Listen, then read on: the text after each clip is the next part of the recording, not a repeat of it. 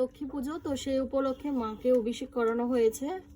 অভিষেকের ভিডিওটা আমি আগেও দিয়ে দিয়েছি, তো এখনো দিয়ে দিচ্ছি। দেখো মায়ের অভিষেক প্রায় হয়ে গেছে।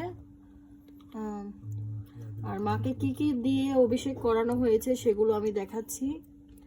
যখন আমি ইন্ডিয়াতে গিয়েছিলাম তখন মা লক্ষ্মী মন্দিরে গিয়েছিলাম, সেখান থেকে আমি এইগুলা নিয়ে আসছি। এই হচ্ছে মায়ের হলুদ, মাকে স্নান করানোর জন্য। আর হচ্ছে এটা হচ্ছে নবনারায়ণী, এটা হচ্ছে নবনারায়ণী। আর কারা কাজুর এটা কারা কাজুর। আর এটা হচ্ছে এটা কারা কাজুর। আর মানে এগুলো মায়ের অভিষেকের জন্য। এটা হচ্ছে ভস্য। আর এইটা হচ্ছে তোমার এই যখন পুজো দিবে তখন এই ধূপ দেওয়া, মানে সুগন্ধি ছড়ানোর জন্য এই এটা। আর আরো অনেক কিছু দিয়েছে, তেল অনেক কিছু দিয়েছে। যাই হোক, এটা এলোউন্ডাই নারায়ণের ওইখানে যাও তাহলে অবশ্যই এগুলো কিনে এনো। এলোউন্ডাই। আর এটা হচ্ছে এলোউন্ডাই উইথ 100 GB। এটা 40 টাকা। যাই হোক, জয় মা লক্ষ্মী, সব মিলে 120 টাকা। মানে তোমরা যদি কখনো যাও তো সেখান থেকে এই অভিষেকের জিনিসগুলো নিয়ে এসো।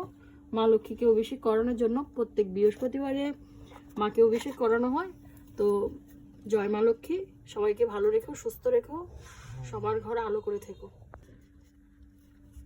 তো তোমাদেরকে দেখাচ্ছি, দেখো পদ্ম মায়েরকে অর্পণ করবে।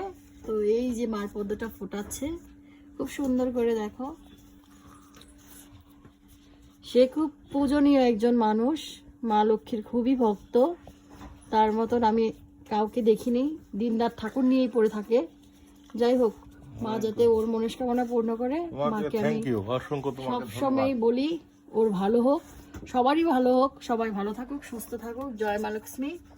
প্রত্যেক বৃহস্পতিবারে যাতে তোমার পদ্ম ফোটাতে সে পারে, তাকে আশীর্বাদ করো, সে জানি যুগে যুগে জন্মে জন্মে তোমার পুজো করতে পারে। জয় মা লক্ষ্মী।